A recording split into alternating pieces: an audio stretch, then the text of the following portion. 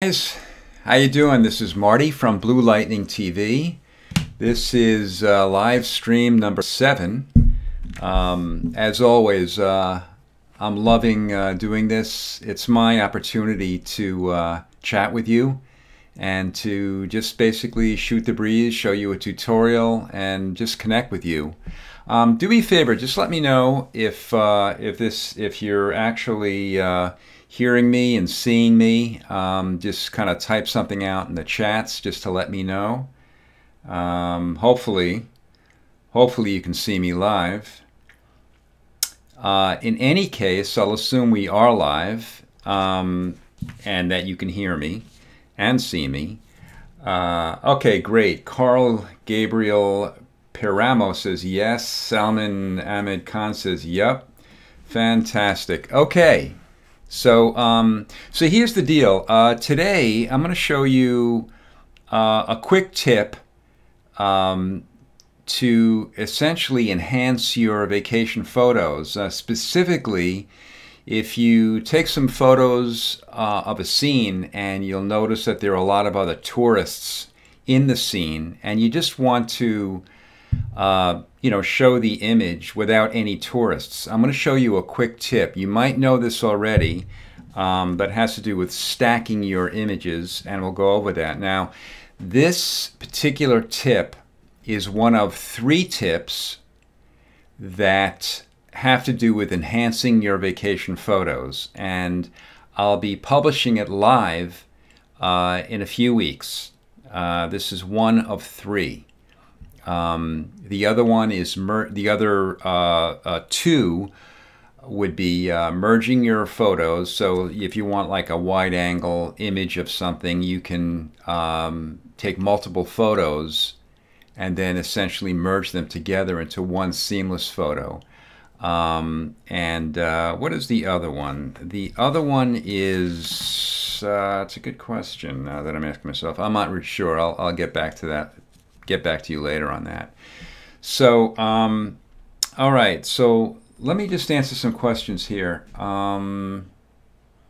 Okay, it says Carl Gabriel Paramo asks, can you make a tutorial how to use your pen tool? I did that.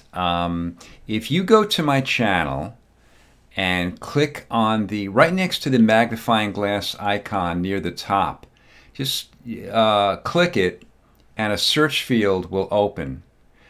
Type in pen tool in there. I devoted an entire tutorial on how to use the pen tool. The tutorial is quite old. It's a few years old, but it's just as effective now as it was then, and it basically shows you how to use your pen tool, how to draw paths with the pen tool. It's very effective, I think.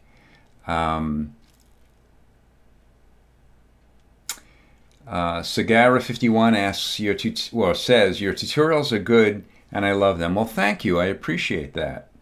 The Wok says you're the best. I appreciate that.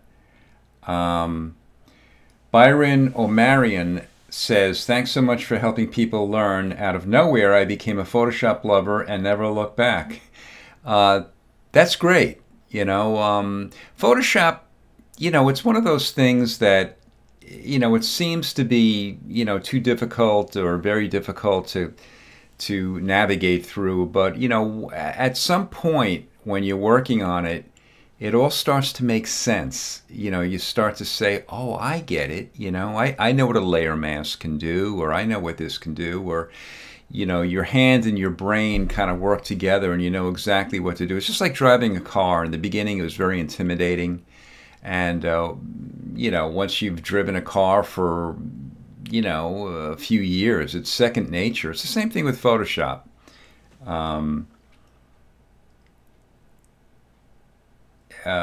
Boopy Moo Plier says, I learned a lot from your tutorials. Thanks. Also, would you be doing tutorials on editing videos?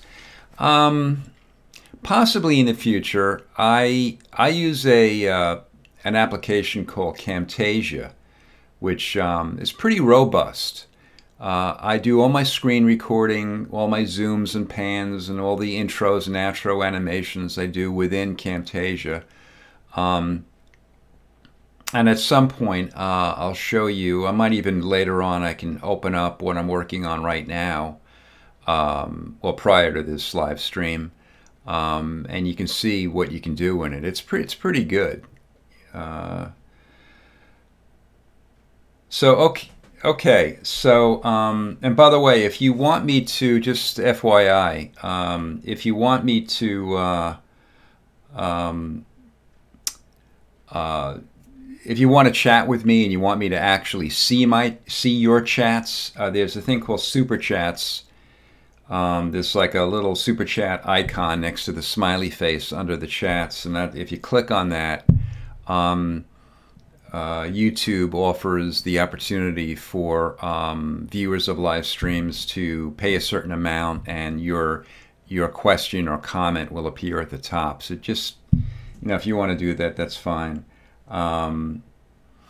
Okay, so let me just do this, and I'll get right back to the chats. Okay, so what we're doing today is basically removing the tourists. It's real simple. I mean, it's incredible. So there are a few things to do when you're taking photographs of scenes, okay, and you want to remove the tourists. First of all, you want to make sure that if you can use a tripod, so much the better. So this way the camera doesn't move.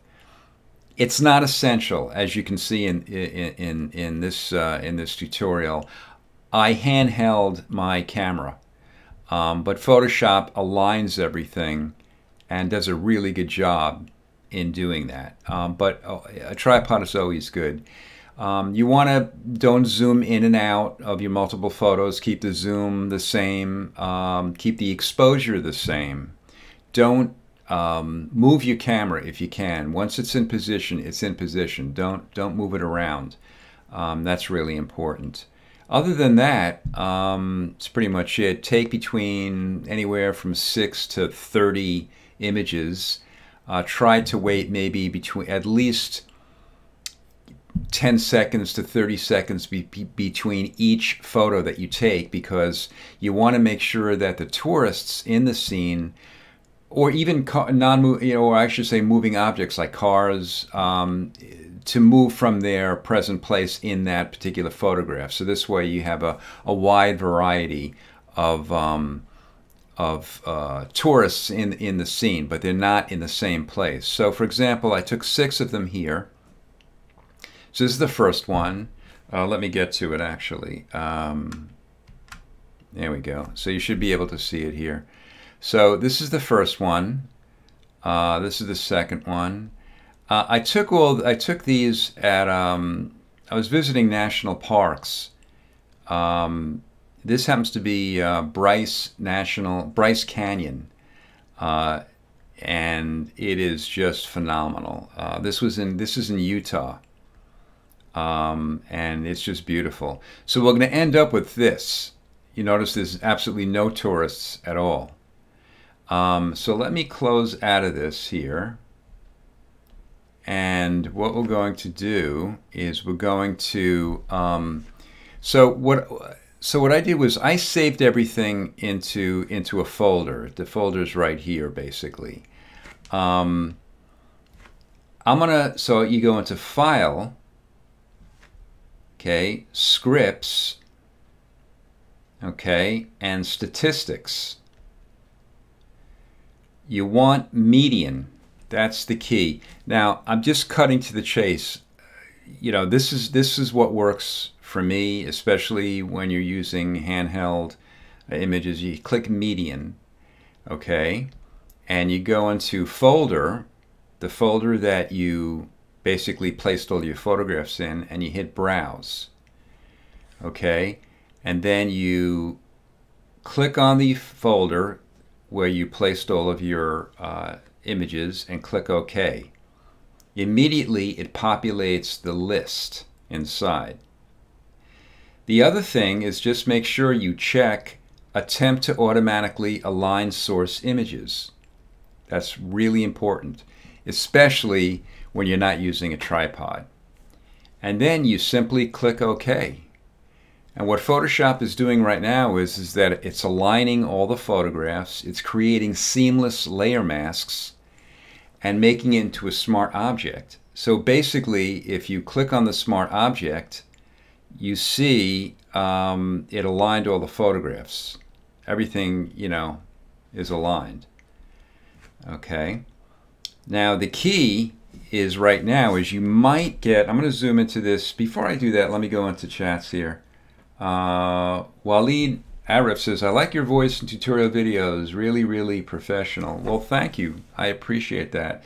As I mentioned in past live streams, I tend to speak pretty slowly and as articulately as I can because I'm aware that many of my viewers might not understand English, or if they do understand English, it's not their first language.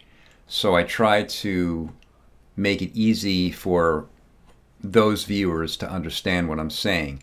Also, keep in mind, YouTube has closed captioning on the video. So if you press the CC icon at the bottom right of the video, you click on your language, Google does a pretty good job in translating what I'm saying into your language. It's not perfect by any means, but a lot of it is still understandable, and it might help in understanding, you know, but I appreciate that. A lot of people who speak English, especially Americans, feel that maybe my voice might be a little bit too robotic or too, you know, it sounds like a Google, like, you know, mechanical or something. But it's my, for better or for worse, it's my real voice. Jay Lara asks, can you make a tutorial about pixelating old logos to make them look new? Pixelating old logos to make them look new. I'm not really quite understanding what you're saying. Basically updating old logos to make them look new. I'm not really quite sure, because pixelating is a filter. It's a whole other thing. You know, it's maybe you can type in, maybe you can explain it, you know. Okay, Rossi Taylor says, no, your voice is fine. Gemma Sabalks says it's perfect. I can translate it, but I am not that good with English. Chemistry Aquario says, I'm Brazilian. I do not understand English right, but I love your videos. Well, again, you know, I appreciate that. And then that's the other thing, too, in my videos. I try to do all my steps as clearly as possible, you know, so you could even turn off, theoretically, off the audio completely and still be able to follow what I'm doing. You know, that's what I'm trying to do anyway.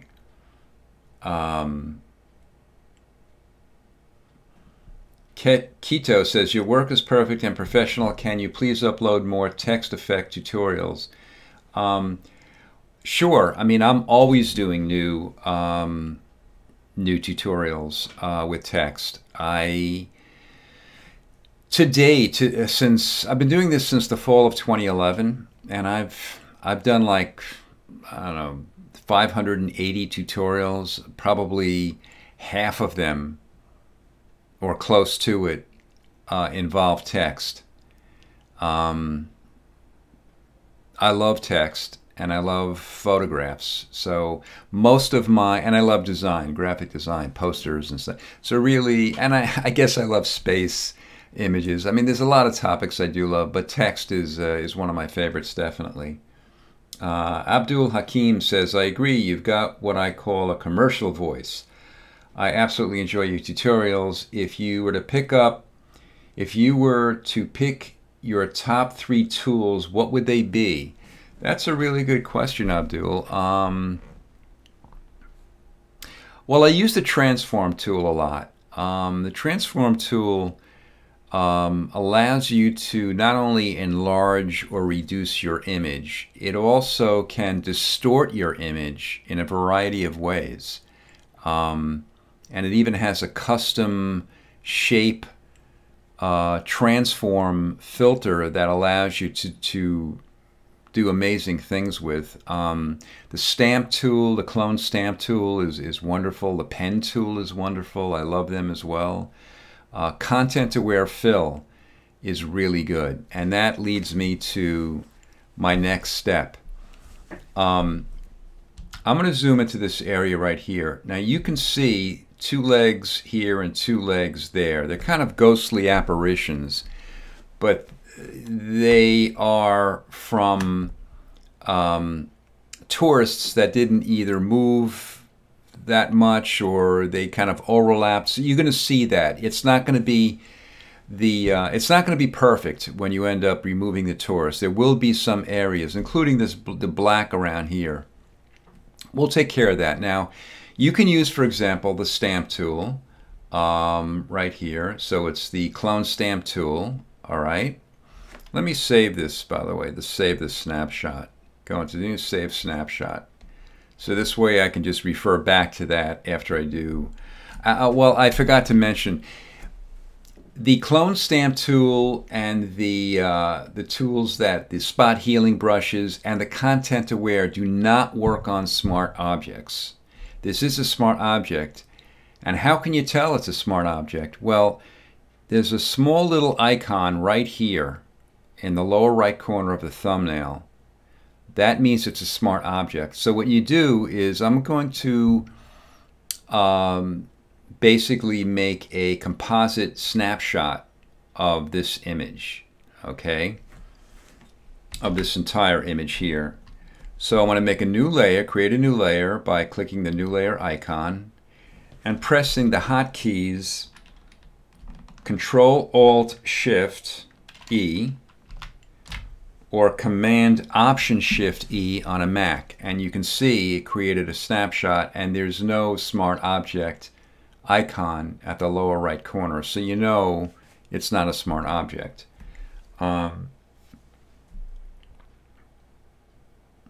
Basically, Nutshell asks, is it going to be posted? Is this going to be posted live? Because I can't stay on the stream in Spain. It's midnight. I learned so much from you.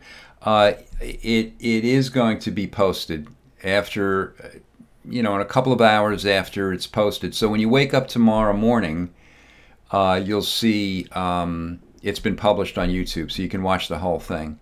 So if you need to go to bed, have a good night, and I appreciate you being here up to this point.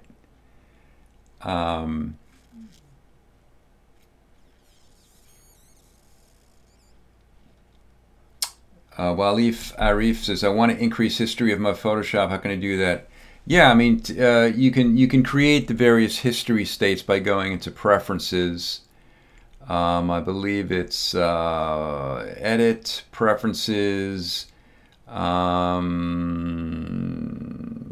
Handling. I'm not sure. Well, if you go into General, basically, and you go, it's here somewhere. I haven't really done this in a while, but you'll see. Okay, oh, history log. Is it history log? No, it's not history log. File handling. Not really sure. In one of these, it gives you the amount of. It does give you the amount of stages that you could set for your history. So okay, so what we do is on layer 1. So now we could use the stamp tool and the healing brushes. So for example, with the stamp tool, let me save this. Okay. So okay. So basically, we go into clone stamp. Let me zoom in. Okay. And we'll use the clone stamp tool. For those of you who know this, I apologize to go over this, but if you don't, you basically press Alt or Option and you click on an area. Say I want to click on here, and you move your pen or mouse to this. Now don't worry about the black because we're going to be removing that anyway. And you basically just kind of retouch the areas, you know, that you want to retouch. And basically you can just move it out completely. Just, you know, or you can do the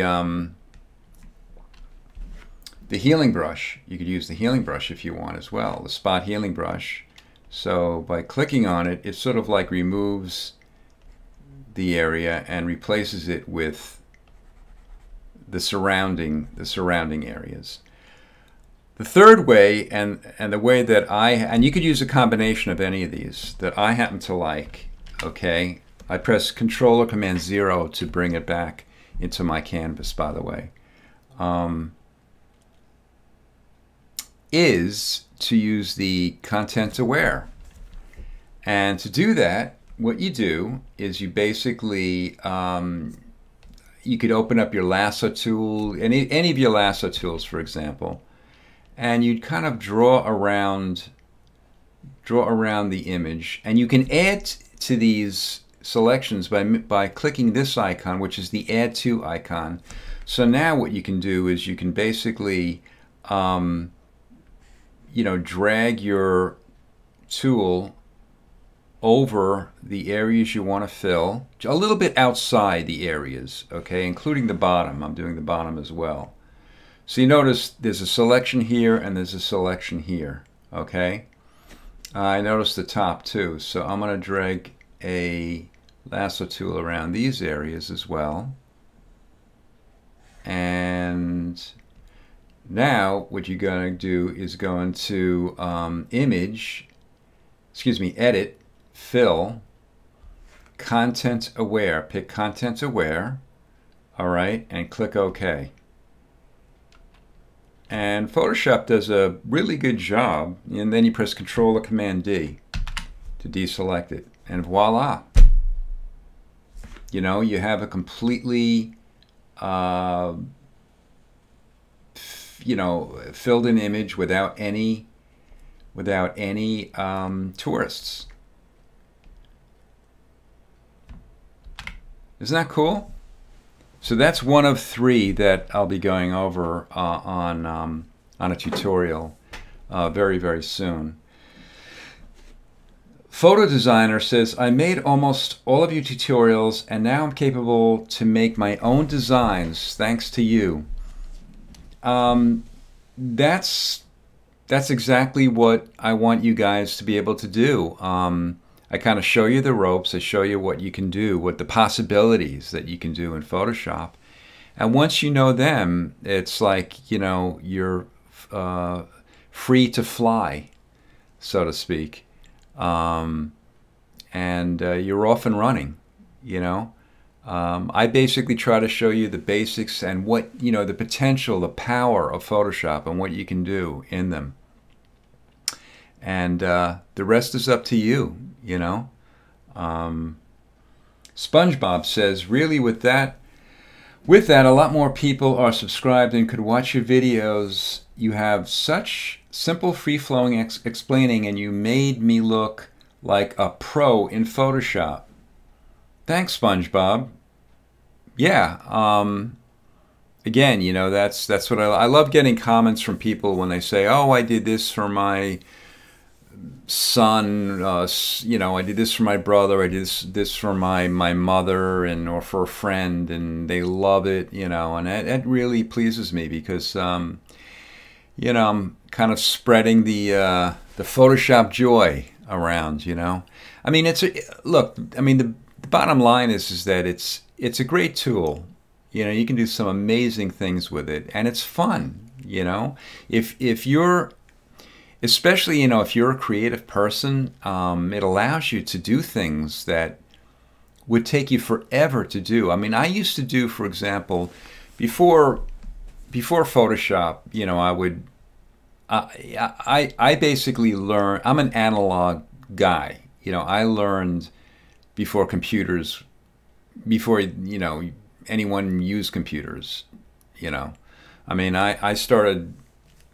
You know, I graduated art school in the early 70s, 1970s. You know, and I started to go to work in the early to mid 70s, and everything was analog, you know, basically real airbrush, you know, real color paper, real paints, you know, but to do stuff, you know, if you'd make a mistake, if I would use the airbrush and the cup of paint would fall onto my artwork, I'm screwed. I'm basically, the artwork is ruined. Whereas in this thing, you know, you've got, if I make a mistake, you press Control-Z to undo your last step, or you go into your history states back to before you made the mistake, and it's done. I mean, pretty much, you know, I mean, or in photography, when I was a photographer, I would go into the dark room and I would use literally, you know, the dodge and burn tools, which are located here. They're photography terms. You know, dodging is basically lightening up a print, and burning it is basically making it darker, areas darker, and there were techniques to do that. Well, here you have it done. You've got Lightroom as well. It's a wonderful thing.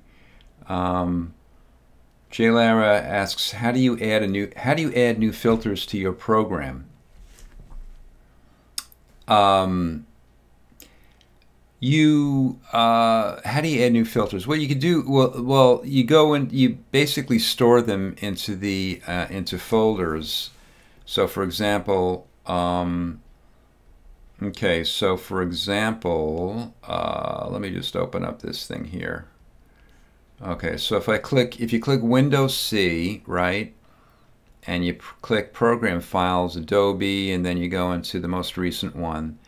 All right, there are things called, well, you got plugins, and you have presets right here. Now in presets, you've got a bunch of, you do have a lot of filters, for example. So you can add filters either in these specific, so if you're adding a new brush, a custom brush, you can add it into this folder. All right.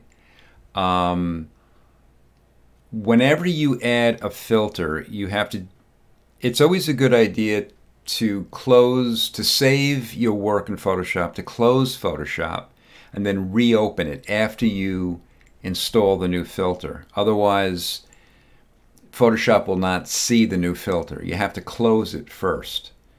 So that's basically how to add filters. And there are a lot of third-party filters. If you go onto the internet, you type in Photoshop filters, there's a ton of third-party filters that are available that are really good.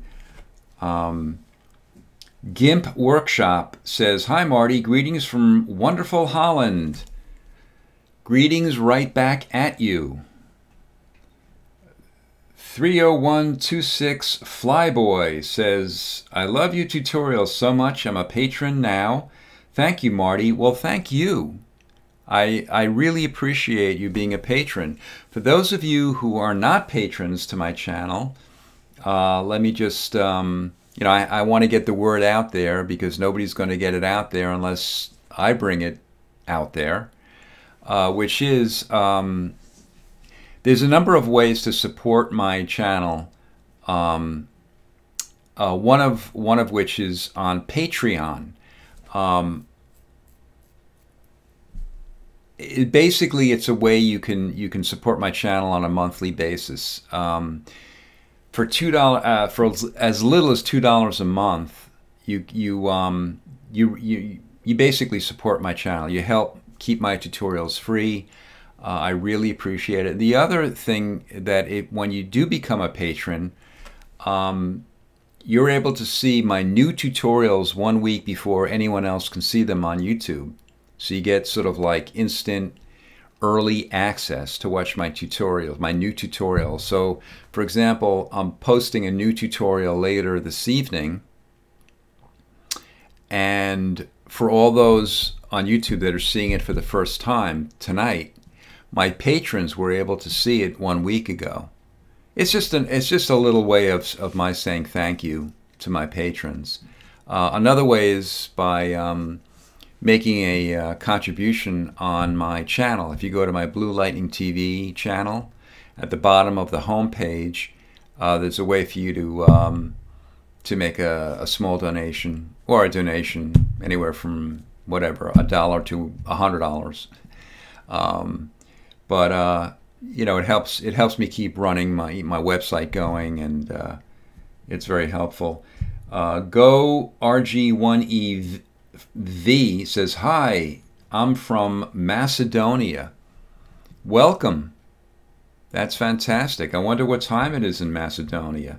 Maybe you could type it in and let me know. I hope it's not too late or too early. I try to keep these live streams to a time where it's not like 3 in the morning in most places, or not, you know, or I try to keep it. So for example, this is 6 o'clock in New York, so it would be like, what, 3 o'clock in California, or it would be 11 o'clock at night, say in England, or midnight or something like that. In other words, it's not too bad. I mean, if you're in places like China or something, then it's actually Australia. Well, Australia would be 8 in the morning, I think, tomorrow morning. Oh, great. So it's 12:30 a.m. in Macedonia. Well, I'm glad you're staying up this late for my live stream. I really appreciate it. I was mentioning to you about the tourists, removing tourists. 1, 2, 3, 4, 5, 6, 7. Just to let you know, I have 7 tutorials that haven't been published live yet. They're published unlisted, but I have 7 in the can, as we say here. The 3, the other one is dehazing.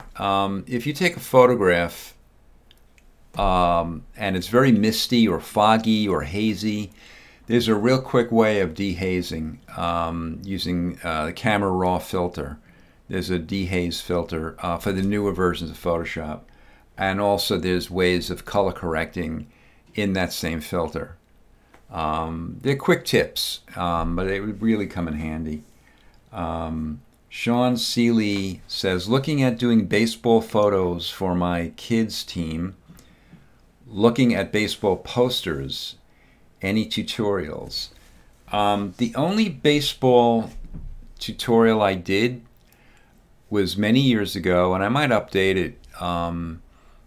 It's creating a baseball card. So, for example, if you want to place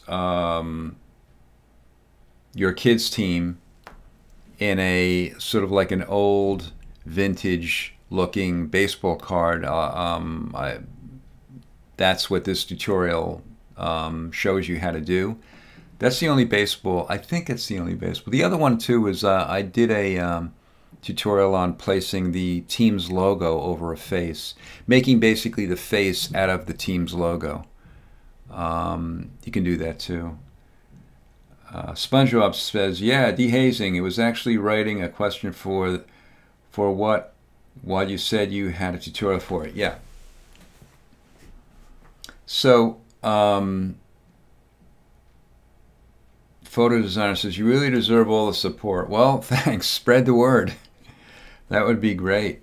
Hey, listen, I mean, if everybody became a patron on Patreon of all of my viewers, I mean, right now, I'm happy to say I've got, I don't know, something like 650,000 subscribers. I'm not really sure. So 600 and something thousand.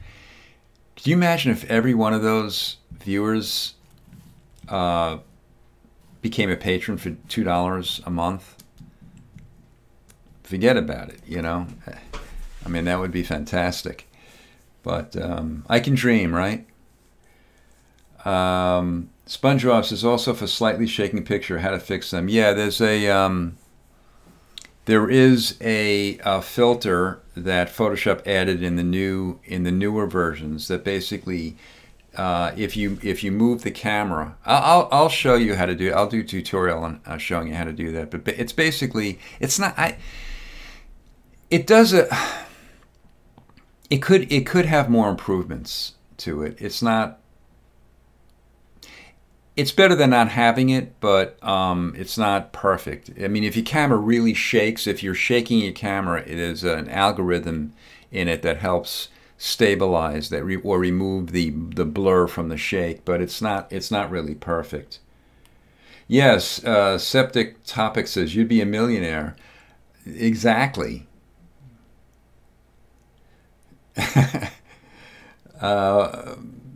But Wolf SAN, Wolf San says, hey Marty, I'm from Trinidad. I have learned a lot from your tutorials and I've been able to finally do designing as my job now. Thank you so much. Well, that makes me feel great. If I helped you get a job, hey, you know, it's all about ripples. You know, ripples. You throw a little pebble in the middle of a, you know, in a pond, and it ripples out. That's what I try to do. So, you know, I guess you're one of my ripples, and you know, so that's great. I'm very thankful that you got the job.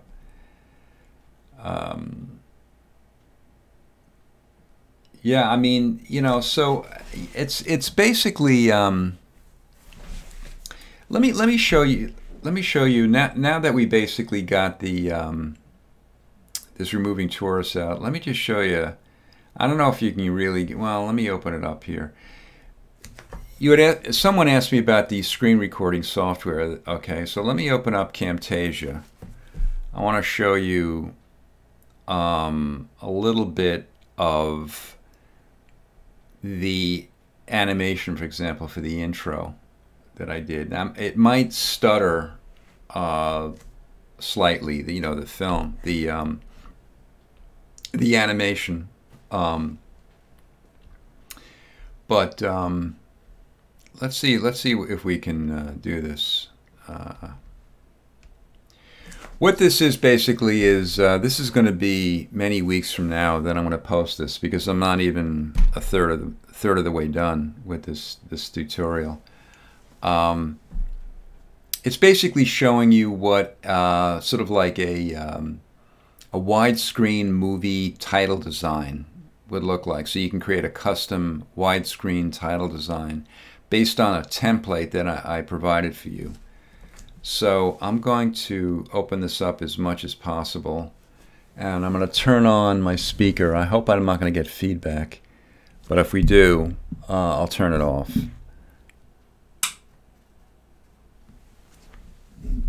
All right, I'm going to put the mic up near the speaker. All right, just bear with me here.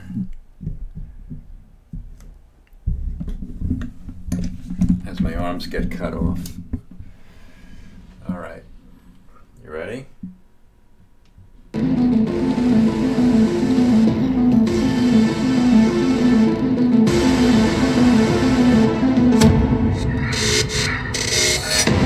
Hi, this is Marty from Blue Lightning TV. I'm going to show you how to create a powerful widescreen movie title. So basically, it did stutter, unfortunately, but you get the idea. There's a heck of a lot of frames in this particular animation. For example, this is like a group. So each one of these represents a frame. It's basically editing images together, audio and visuals together. So that's a little, you know, it's a little kind of taste of what I do on the, you know, using Camtasia. So let's see what else we have here. Okay, so Ibrahim Lai says, what is the name of the program? The name of the program is called Camtasia. Camtasia.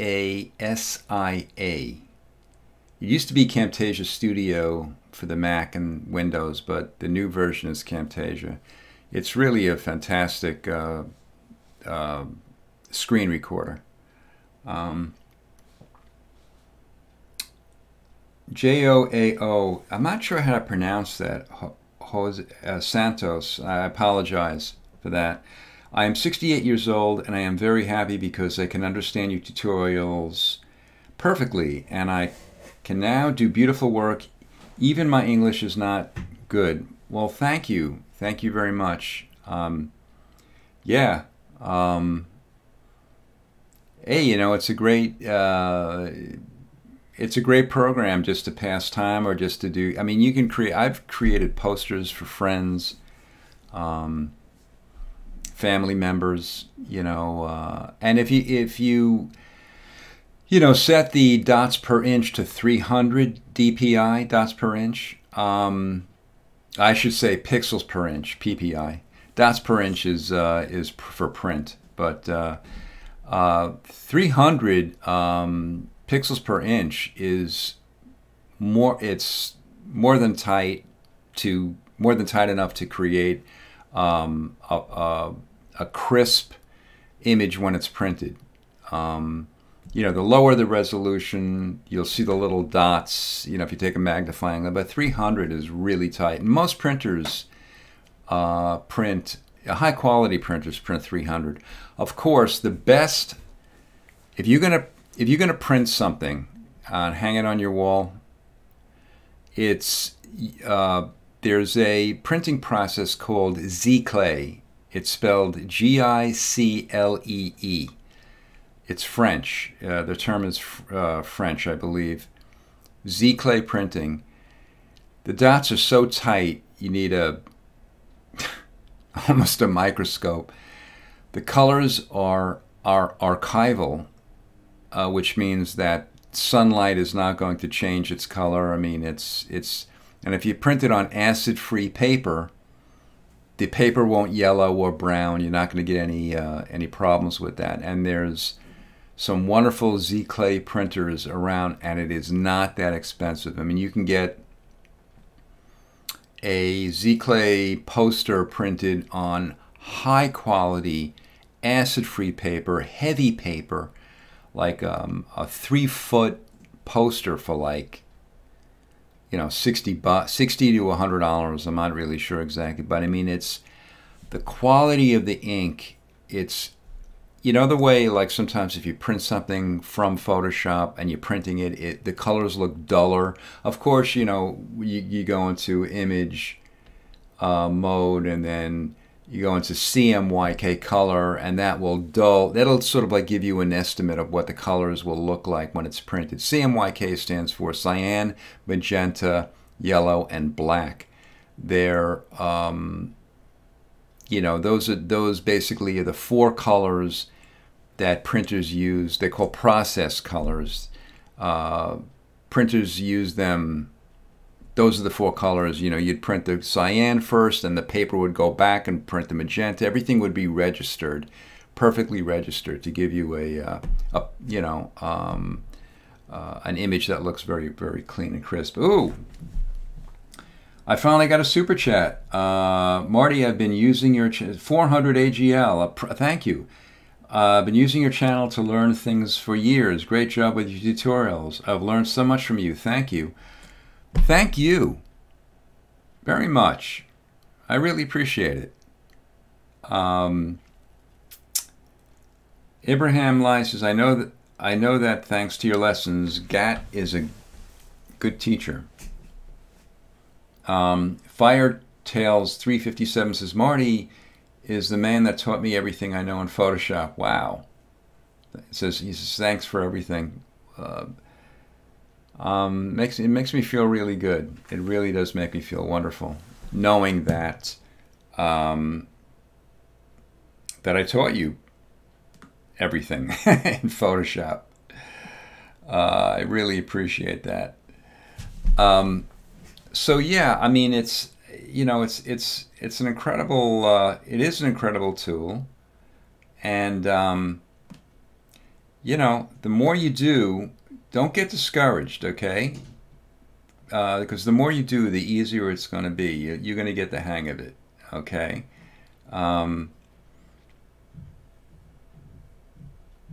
It says, Ibrahim Lai says, what do you think of the design I sent to you? I don't know what design. If you sent it to me a while ago, I'm not sure, you know, which it is, because a lot of people send me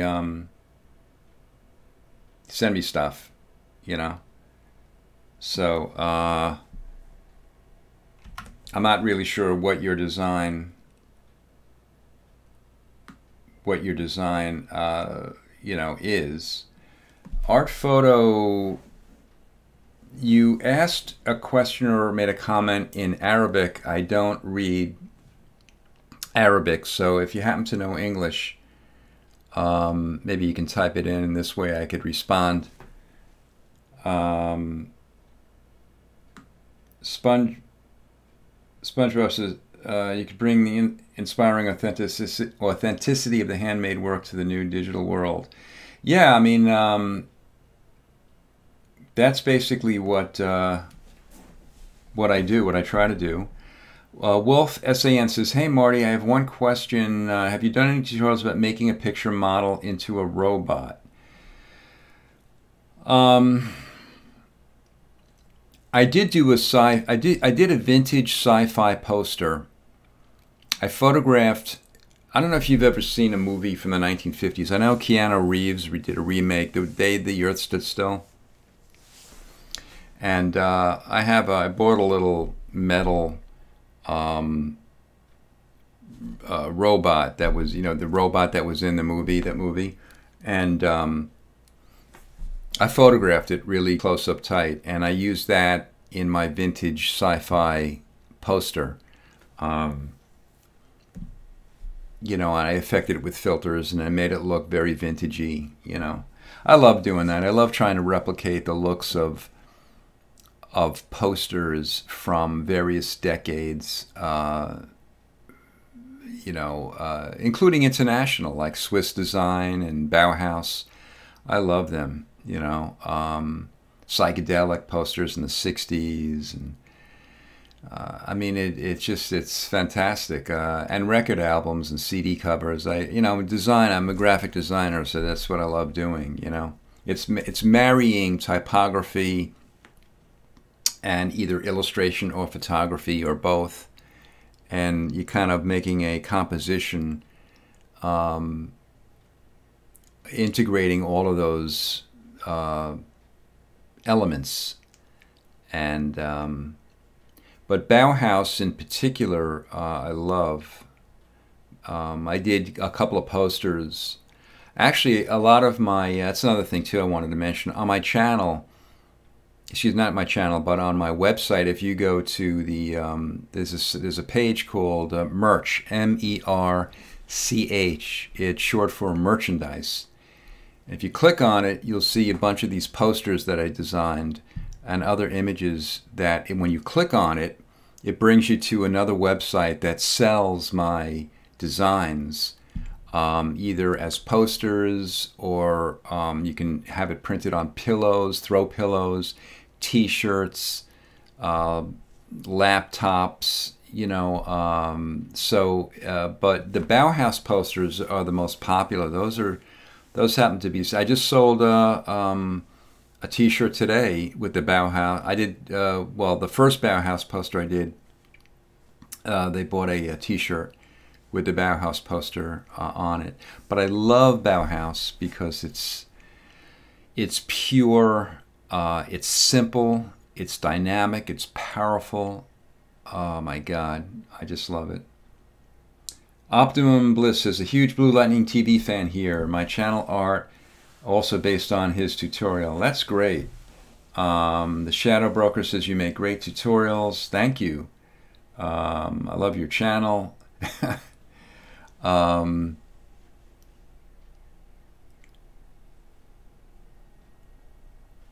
Anyway, yeah, so you know, what it comes down to is basically just trying to make all of my tutorials as simple as possible for you to understand what's going on, and really that's the key to this whole thing. Let's see.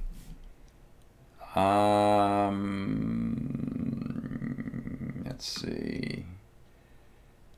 All right. So one guy, I'm not even going to mention his name. The answer to your question is no. The dude might be a troll. Unfortunately, you get these. Unfortunately, I couldn't block him, but it is what it is. It is what it is. Septic Toxis says, there are so many ways to use Photoshop that some people specialize in just one specific area. For example, you tend to specialize in typography and graphics, whereas some others specialize in restoration. That's very true. That's very, very true. And that's because my background is graphic design, you know, so that's where I gravitate towards to my tutorials. Typography, graphic design, imagery. Restoration is a specific, you're right, it's a specific, it used to be like an occupation in and of itself. That's also a whole other thing. The Watchman News asks, do you by chance have a tutorial for making a silhouette from a picture of a face? I've seen some that you have that touch on it, but it is hard to get the lighting right for using the threshold option.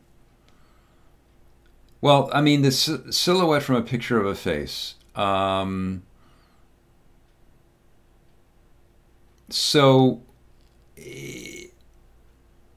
I did well, for example, I did a tutorial on, it's like an optical illusion. I did a profile of a person, and that same person photographed straight on, and you were able to kind of isolate it. If you create a selection around the face, around the head, for example, and there are many ways to do that, and I've showed them all in my tutorials, and then place white or black behind it, or fill the head with black against a white background, you're kind of creating a silhouette, you know, of itself. The intent is, the Watchman News says, the intent is to use it to vector the image for cutting on vinyl. Okay, so you basically want a shape of the face, of the head, like, you know, the shape of it around. I mean, you can do that with the pen tool, which is the most, it has, you know, it's the most, I think it's the most precise way of doing it. Of course, if you want to, you know, you can't do wispy hair on vinyl. That won't work. That would wispy hair, kind of cutting out hair or fur. That's refine edge for older versions of Photoshop, or select and mask for newer versions. I happen to like refine edge more than select and mask for various reasons, but hey, it's okay.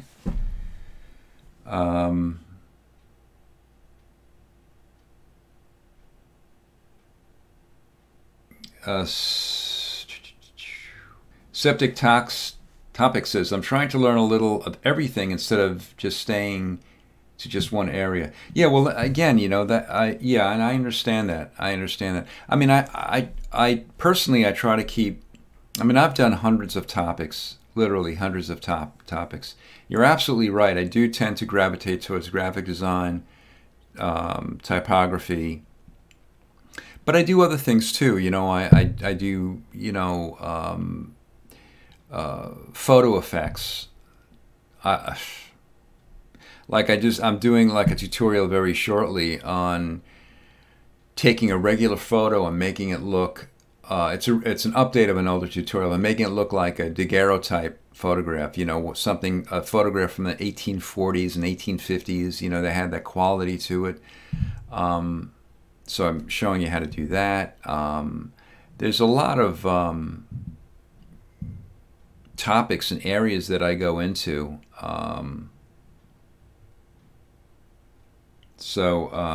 Yeah. Ibrahim Lice asks, what advice is important to a designer? keep it simple, you know, and don't lose sight of the purpose for your design, okay? Keep it simple and strong, you know? Break it down to its essence. That's what I like to do.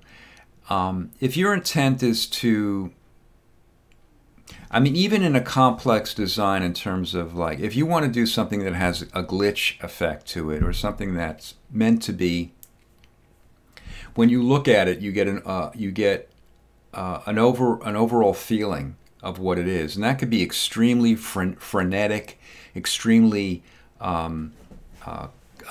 you know, complicated looking. I mean, that in and of itself, it is a particular look you're going for. But for a designer, always know the purpose for your design, and secondly, try to convey it in the most simplest terms, in the most powerful terms, using negative and positive space, color, how color interacts with each other. You know, these are the things that I think are the most important for a designer to do. I used to, when I would do my designs, if I would, you know, so I would draw something, I would draw a thumbnail of a design in pencil, just a real fast, very rough thumbnail, and I would tape it next to my you know, next to my table, whether I was doing regular artwork on it or digital artwork. Oftentimes I would just paste it on there as a reference to always remind me, to pull me back to its original feeling that I got when I did the thumbnail. Because oftentimes when you're working on a design, you get lost in the weeds, so to speak. You know, you're not looking at the forest. You know, you're not rising above the whole thing, looking at all the trees together. You're getting involved in the nuance of little things, and you're losing sight sometimes of the purpose for it, the feeling that you got for it. So I find that for me, the feeling that I had in that thumbnail, it kind of pulls me back to that all the time when I look at it, and it reminds me what my goal is.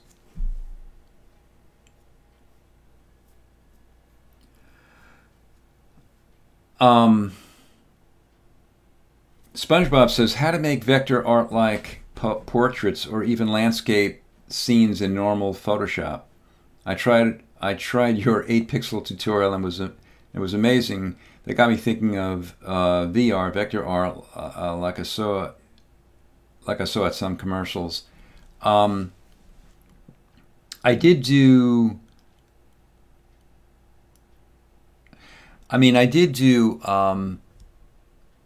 a tutorial on creating what's called Vexel, Vexel, I think it's pixel, Vexpel, not sure. It's sort of like combining vector and pixel. You know, Illustrator, Adobe Illustrator is pretty much vector based, and Photoshop is pretty much raster based using pixels. So Vexel is a combination of the two. It's a genre of art and I kind of did that. I also did, I created a portrait of a face with the path tool using, which is vector based. So you might want to check that out.